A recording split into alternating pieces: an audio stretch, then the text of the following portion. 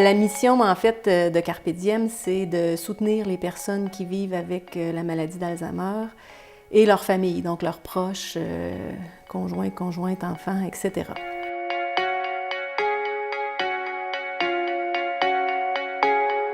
Des services d'information, donc souvent, les gens vont s'adresser à Carpe Diem en premier lieu par un coup de téléphone. Souvent, c'est ce qui va arriver parce qu'ils ont des inquiétudes par rapport à eux ou par rapport à quelqu'un d'autre. Et ils vont demander, poser des questions sur la maladie d'Alzheimer, sur quoi faire pour clarifier la situation, tout ça. Donc, beaucoup d'informations, beaucoup de soutien psychosocial à la personne ou aux familles aussi. Ensuite de ça, on offre des services qui visent aussi à faire en sorte que les gens puissent vivre chez eux le plus longtemps possible, malgré le diagnostic de la maladie d'Alzheimer et malgré les difficultés qui malheureusement vont s'installer. Donc, on offre de l'accompagnement à domicile. On offre aussi un accueil de jour.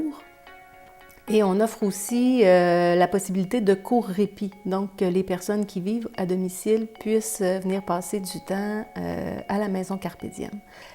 Parallèlement à ça, Carpe Diem est un organisme de défense des droits, donc on va beaucoup représenter ces personnes-là qui parfois, et ces familles-là qui sont entre guillemets vulnérables, mais qui ont à gérer avec une maladie qui porte encore beaucoup de préjugés et malheureusement de préjudices pour les gens et les familles aussi.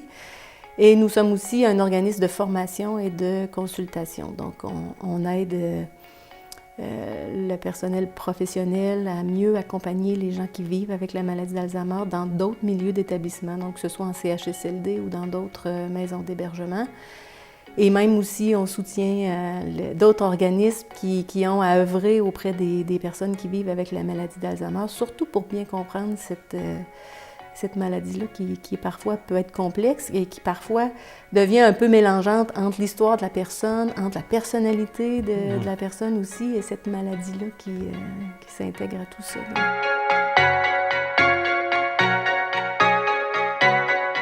Donc, la Maison Carpe Diem, c'est un des services qu'offre notre organisme, en fait, qui a été créé, lui, en 1996, donc 10 ans plus tard. Et l'idée, c'est de créer une maison, une vraie maison, où peuvent vivre des personnes qui ont un diagnostic de maladie d'Alzheimer. Donc, quand la vie à domicile n'est plus possible, parce que malheureusement, fréquemment, ça arrive avec cette maladie, eh bien, les gens peuvent venir vivre à la maison Carpe Diem, dans une maison qui est une vraie maison, qui ressemble en rien à une institution ou à un centre d'hébergement, mais une maison qui est un vieux presbytère où on peut, au quotidien, continuer les activités de la vie. Donc, aller à l'extérieur, travailler dehors. C'est convivial. C'est convivial, tout ça. Continuer de s'impliquer dans la préparation des repas, dans toutes les activités que propose la vie d'une maison, d'une vraie maison.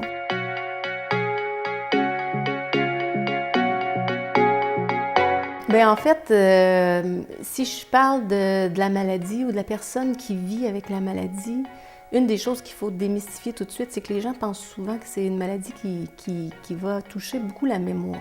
C'est vrai que la maladie d'Alzheimer touche la mémoire, mais elle touche beaucoup d'autres choses que la mémoire. Donc, dans le quotidien, c'est compliqué, toutes ces étapes-là, ces difficultés-là que va rencontrer la personne.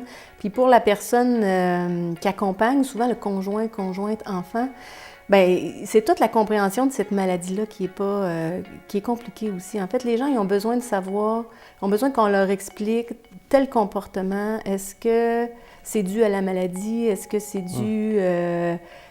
la personnalité, des fois, va changer. Les gens vont avoir des comportements qu'on ne reconnaît pas, qui ne sont pas nécessairement les mêmes. Donc, pour les proches, ça devient difficile de démêler tout ça, puis de retrouver un peu la personne qu'ils connaissent, puis la personne qu'ils aiment, puis qu'ils côtoient depuis des années. Donc, il y a vraiment besoin d'informations en ce qui concerne la maladie, mais tout le reste qui appartient à l'être humain et à la personne aussi.